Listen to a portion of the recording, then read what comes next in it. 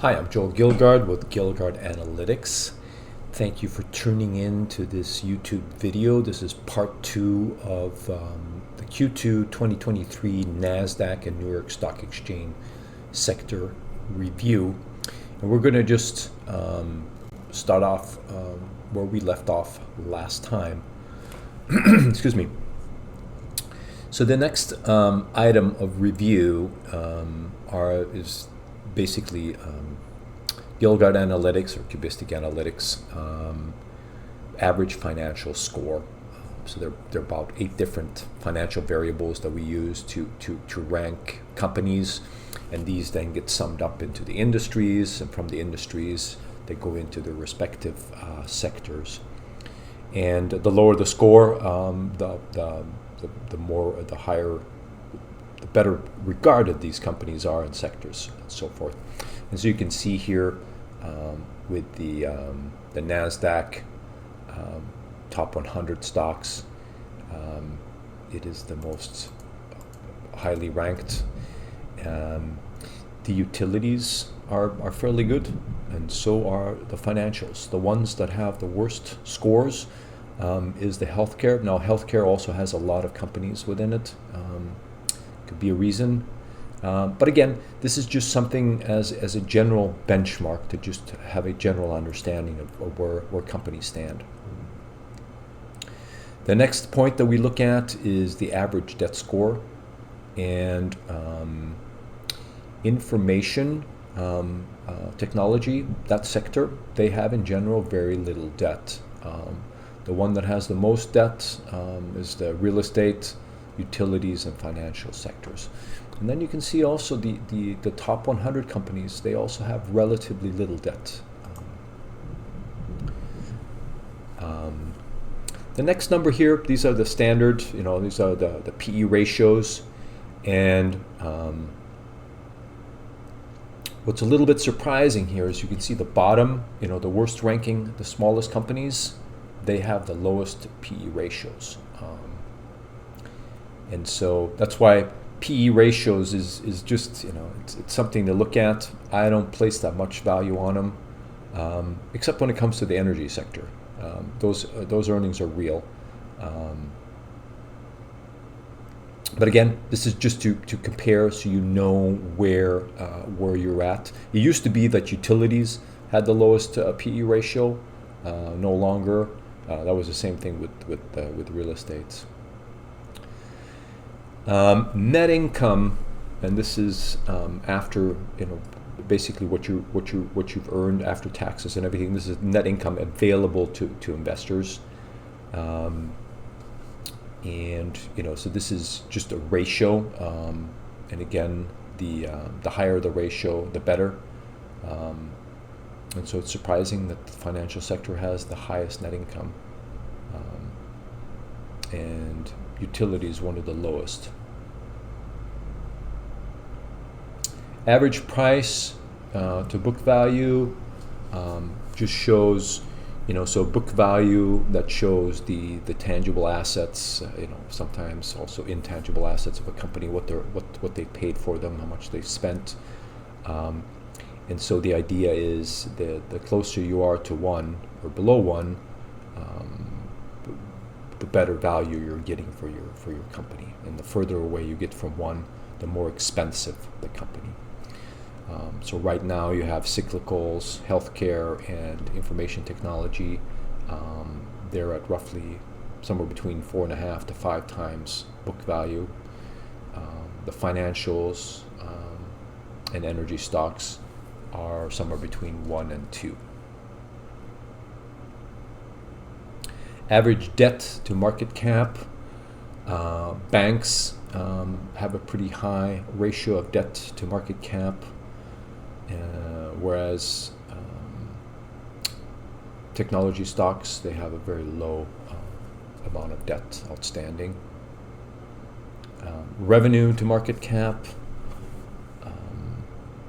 they're fairly consistent across the board here, with information technology being on the lower side and financials being on the upper side there. And so basically, this is it's a general benchmark, right? You never want to pay more than one. So if you have a revenue of $1 million, you never really want to pay more than $1 million for the company.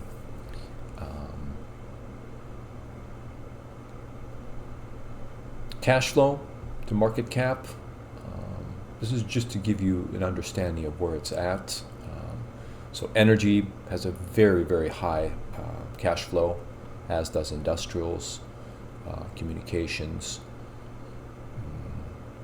Basically, what it's telling you also is that they might not be investing as much as they should into their businesses.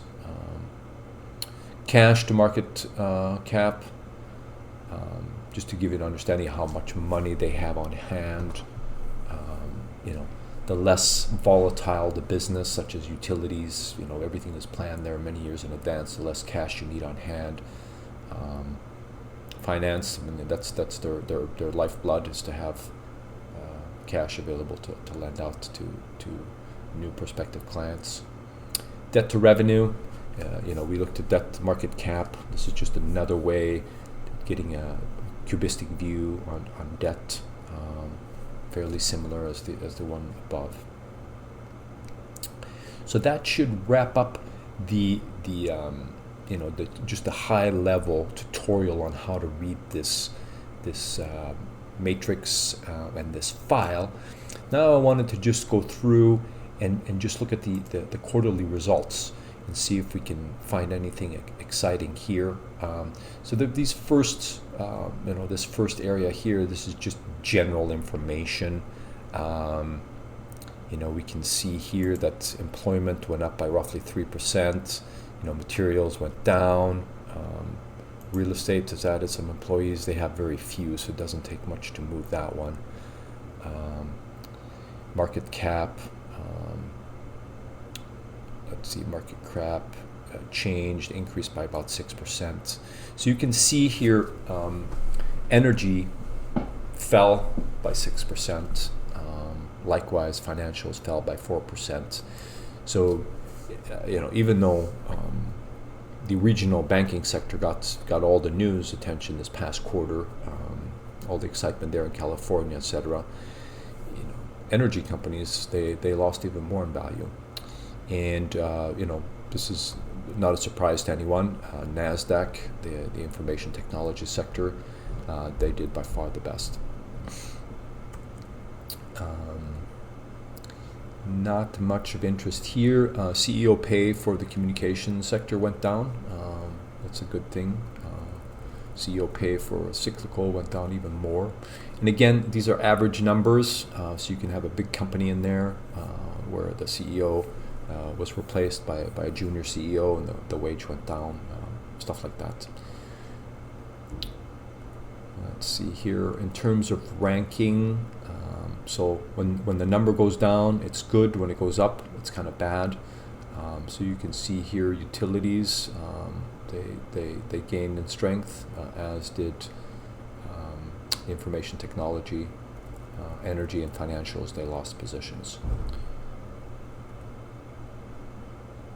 Now, so where we want to go really is here to see what happened, because this one is just in general, right?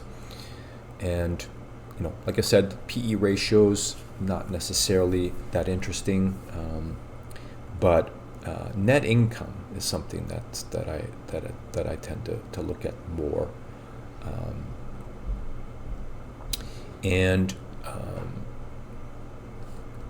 net income rose in the energy sector by 16%. And you can see PE ratio fell to 6. Price to book value went down by 11%. Debt to market cap went up 15%, so they were borrowing. Revenue went up by approximately 4%.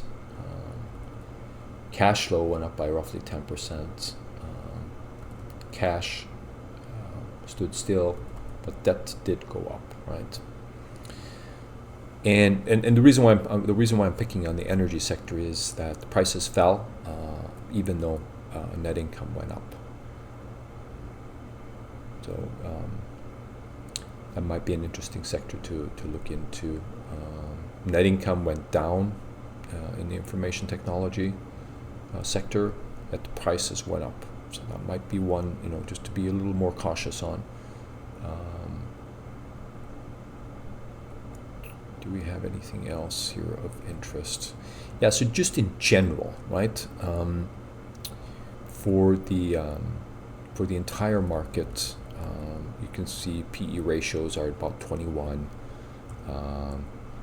Net income to revenue is at 10%, and it went down across the board, right? So that's at an average, the market went down by 7% in terms of revenue.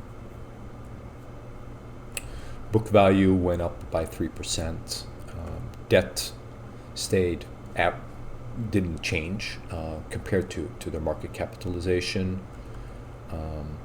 Revenue to market cap went up. Operating cash flow went up by 8%. We don't know necessarily if that's good news or bad. If it's because they become more efficient, or they're not investing in their companies as they should.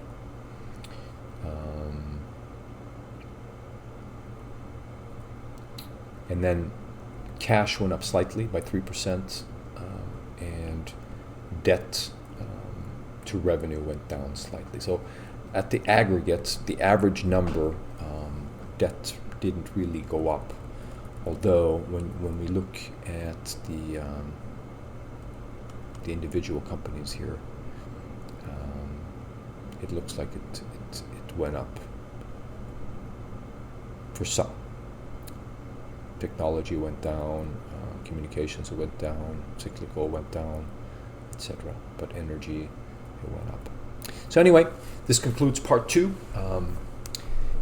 If you have any questions or any comments, any concerns, just let me know. Thank you.